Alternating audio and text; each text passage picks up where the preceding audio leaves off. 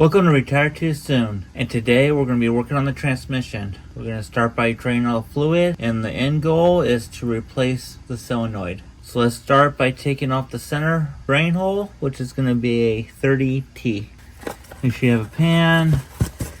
Might be kind of messy, so if you want to protect your floor, I would put down something around the pan. I'm going to try to drain it into a bottle. Alright, 30T. The vehicle is not flat right now. I do have the front higher than the rear. Now obviously before you fill it up again, you're going to want it to be level. Alright, I'll let the rest go in the pan. So when this gets done draining, the next you probably want to take out the outer nut. I'm going to use a 7/8, but that's not a good snug fit. So don't strip it out. Righty tighty, lefty loosey. Make sure you don't lose any of the parts. The vehicle is cool. It's been sitting overnight, so the transmission is not hot right now. You don't want to burn yourself doing this. The pan bolts are 8mm. It looks like someone put in a different size one, so it's definitely not the first time it's been dropped. So I'm leaving a few in to support the pan while I take the rest off. And then I'll loosen it up and carefully take it down to hopefully not make too much of a mess. Oh no, the rubber broke. Yeah, my finger got dirty. Make sure you keep a pan underneath it. You're taking it off. So what you want to do is, you're going to hold the pan, loosen up the last 4 screws, and then carefully drain it down. Yeah, this would definitely suck if there was a lot of oil in here. Trying to hold it up and everything. So carefully take it down. Try to drain as much as you can through the hole. Try to bring it back so hopefully I can miss that exhaust. The first thing you're also going to want to do when you get the pan down, and obviously you're going to clean out the pan and everything, you need to check for anything that's brass or metal or any loose parts that may be in the bottom of the pan. And then now you'll be able to see the bottom of the transmission. Alright boys and girls, I'm going to let it drain, get cleaned up, go to church, and probably jump on it tomorrow. Boys and girls, it's the next day. I ordered all this on Amazon. You have the Solenoid Pack, transmission filter, which comes with a gasket. You're going to need some type of pump to pump the transmission fluid back into the transmission. And you're going to need, it's like a little nipple thing you screw into it so you can pump it. I'll put the links below. They're our affiliate. It's one way to support the channel. Alright, first thing you want to do is check the pan. There's a magnet. You want to clean it all up. Looks like there's a lot of, I don't know if you call it brake dust or band dust. I don't see any type of metal chunks or anything, so that's a good sign so far. Then the solenoid pack, you have 7. It's going to be the 30T, and then you're going to have a small one over here. So let me get it all wiped down and get the filter off. And just be prepared. I think when you take the filter off, some more fluid might come out. 8mm. Alright, one towards the front, one towards the back. See, it's already dripping. Alright, and let's take it down. Oh yeah. Front side is where it's going to really pour out. That was fun. So I'm using chuck pads, kind of like a bed pad, or you can get like doggy pads, you know, like pee pads, put down to help absorb all the fluid that might miss the pan. Save your floor, and hopefully make it a little easier to clean up. Alright, so I'm going to try to wipe everything down. Next I'm going to pull the solenoid pack, which is driver's side front. Make sure you refer to the owner's manual to get all the torque specs and torque patterns. Alright, next we're going to take the 30T to remove the solenoid pack. And we haven't even done the fun part yet. Just kidding. It's all fun. Alright, once you get all 7 out, there's a 10mm bolt that's up top that holds the harness on. It's a wiring harness. Driver's side towards the front. What? Are you talking to yourself? I'm doing a video. I'm talking to myself. Yes. Yes, I am. I'm just trying to determine which voices are real and which ones are not. Take your 10mm up here to get the wiring harness off. You don't want a short one. Once you get it loosened up, just pull straight up. Hopefully you guys can see that. There's 2 O-rings on it. You want to check to make sure that they have you want to check and make sure the O-rings are good. You know, they're not cracked or torn or missing. You want to check for corrosion. Get the shorty out. And here's the short one. and just carefully let it drop down. Just give it a little wiggle. You're going to want to check inside here, look for any type of debris, metal, or anything. If there is something there, then there's more going on than just the solenoid. So you want to look up here, make sure there's nothing torn, cracked, and you want to give it a gentle cleaning.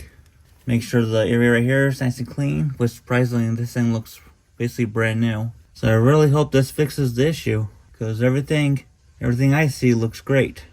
So if there is anything else, that means it's going to be the bands or a complete transmission, or there's another issue going on. Alright, so let me get this cleaned up, and then basically in reverse, reinstall everything. There is a torque pattern, and refer to the owner's manual for the torque spec. Alright, next you want to get the new one. Should look the same as the old one. There's 2 O-rings on here. Put some oil on it, and then the same process. Carefully push it straight up.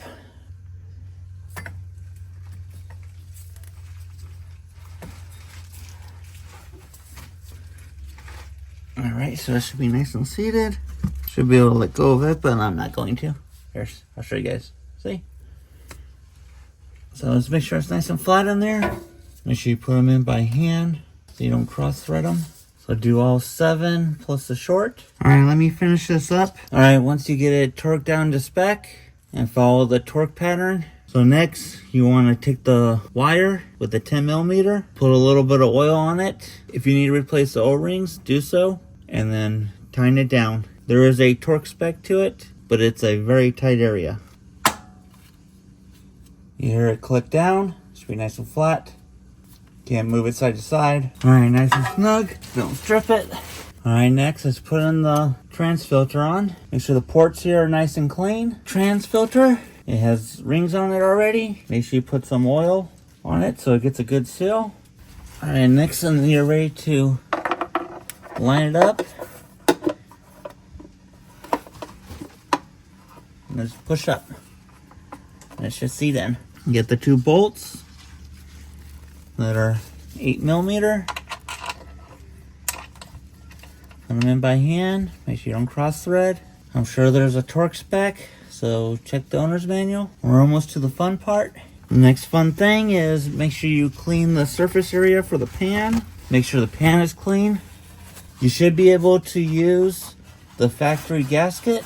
You gotta check it to make sure there's no, missing pieces, the rubber or anything like that's damaged, cracked, torn. You shouldn't have to use RTV.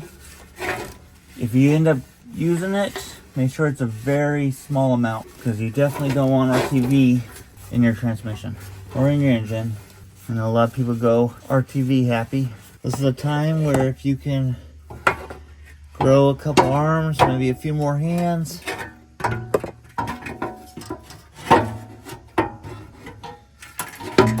And yes, RTV would help with this because it would hold it. What you want to do is get 2 bolts on opposite end to hold it up. Don't cinch them down. You want to be able to move the pan around. And you want to go in a cross pattern so it seats evenly. Once you get the pan nice and torqued down, you want to put in the drain plug. There is an O-ring on it, so you want to clean it off, make sure some oil on it. You don't need to add any type of thread tight or anything like that on it. Throw it back up, snug it down. Next, you want to add about 5 quarts. But first thing I'm going to do is I'm going to use my other truck, put this in neutral, and pull it outside, because you have to run the vehicle. So make sure you're in a well-ventilated area before you run the vehicle. Alright, so I got it out here using the old trusty ram. So I got the front part with the same thing I was using before. And the back, I'm using jack stands. Alright, now that we're outside, truck is as level and as safe as possible. I'm gonna remove the screw right here with the T30.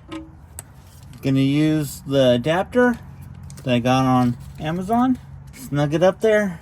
Connect your pump hose. Get a nice snug fit. And start filling it up. As I said, put about 5 quarts in it.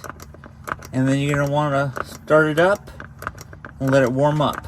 Make sure you have a drip pan. So now I'm getting ready to go up there, start it, and what I'm gonna need you guys to do is look for leaks.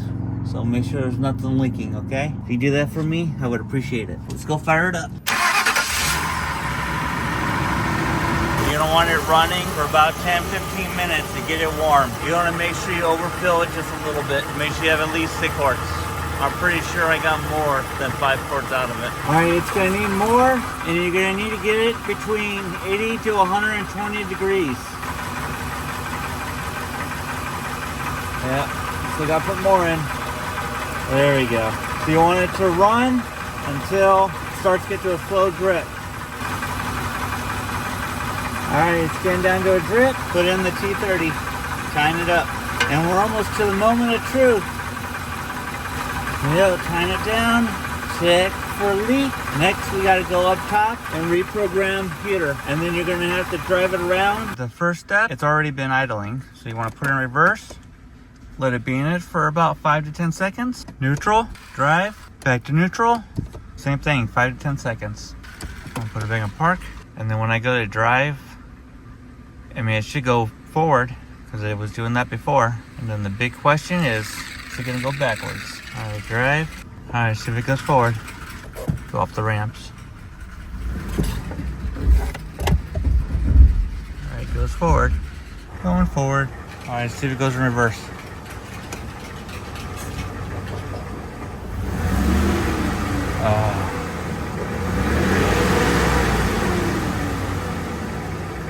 Nope. Well, that was a fail. So I appreciate you guys watching. Until the next video. Bye.